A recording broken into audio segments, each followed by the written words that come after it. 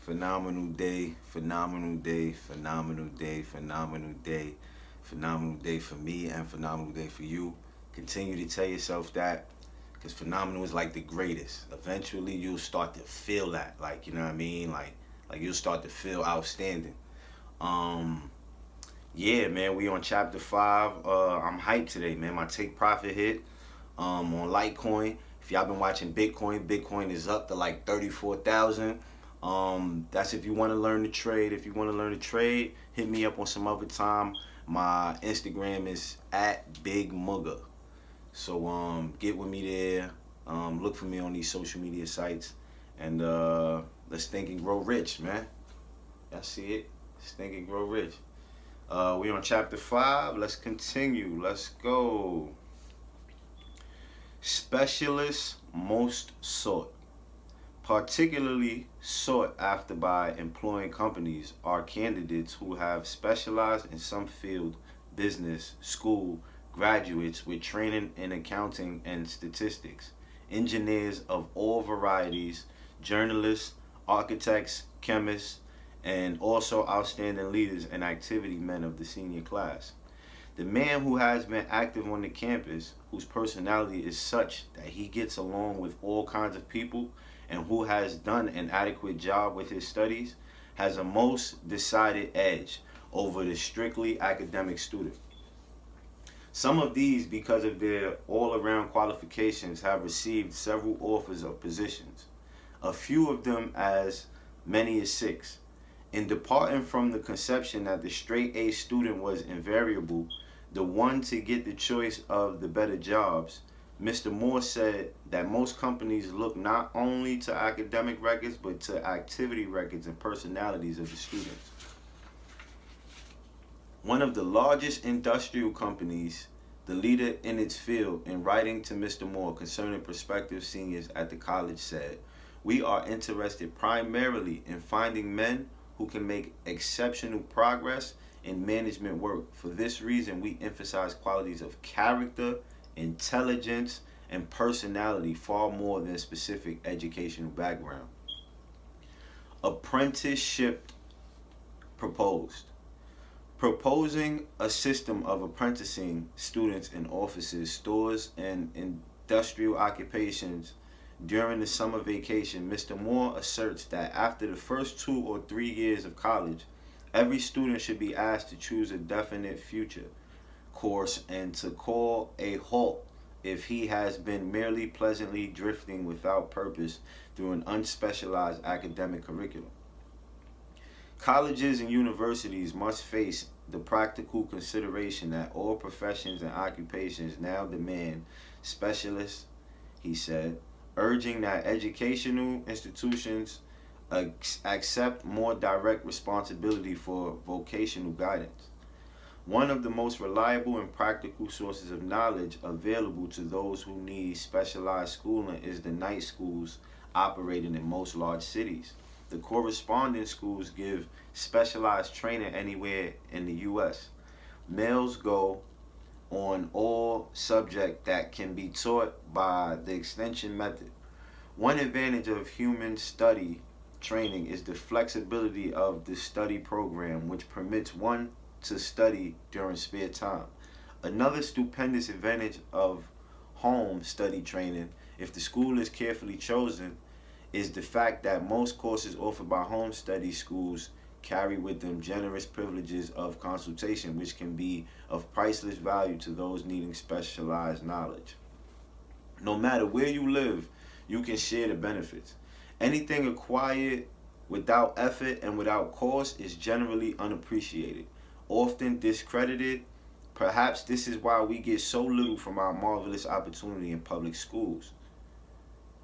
This is why we get so little from our marvelous opportunity in public schools.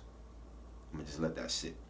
The self-discipline one receives from a definite program of specialized study makes up, to some extent, for the wasted opportunity when knowledge was available without cost. Correspondence schools are highly organized business institutions. Their tuition fees are so low that they are forced to insist upon prompt payments. Being asked to pay, whether the student makes good grades or poor, has the effect of causing one to follow through with the course when he would otherwise drop it. The correspondence schools have not stressed this point sufficiently, for the truth is that their collection departments constitute the very finest sort of training on decision, promptness, action, and the habit of finishing that which one begins. I learned this from experience more than 25 years ago. I enrolled for a home study course in advertising. After completing 8 or 10 lessons, I stopped studying. But the school did not stop sending me bills. Moreover, it insisted upon payment. Whether I kept up my studies or not, I decided that if I had to pay for the course, which I had legally obligated myself to do, I should complete the lessons and get my money's worth. I felt at the time that the collection system of the school was somewhat too well or organized, but I learned later in life that it was a valuable part of my training for which no charge had been made. Being forced to pay, I went ahead and completed the course. Later in life, I discovered that the efficient collection system of that school had been worth much in the form of money earned because of the training in advertising I had so reluctantly taken. We have in this country what is said to be the greatest public school system in the world. We have invested fabulous sums for fine buildings. We have provided convenient transportation for children living in the rural districts so they may attend the best schools. But there is one astounding weakness to the marvelous system. It is free. One of the strange things about human beings is that they value only that which has a price. The free schools of America and the free public libraries do not impress people because they are free. This is the major reason why so many people find it necessary to acquire additional training after they quit school and go to work. It is also one of the major reasons why employers give greater consideration to employees who take home study courses. They have learned from experience that any person who has the ambition to give up a part of his spare time to studying at home has in him those qualities which make for leadership. This recognition is not a charitable gesture. It is sound business judgment upon the part of the employers. There is one weakness in people for which there is no remedy. It is the universal weakness of lack of ambition. Persons, especially salaried people who schedule their spare time to provide for home study, seldom remain at the bottom very long. Their action opens the way for the upward climb, removes many obstacles from their path, and gains the friendly interest of those who have the power to put them in the way of opportunity. The home study method of training is especially suited to the needs of employed people who find, after leaving school, that they must acquire additional specialized knowledge, but cannot spare the time to go back to school. The changed economic conditions prevailing since the Depression have made it necessary for thousands of people to find additional or new sources of income. For the majority of these, the solution to their problem may be found only by acquiring specialized knowledge. Many will be forced to change their occupations entirely. When a merchant finds that a certain line of merchandise is not selling, he usually supplants it with another that is in demand.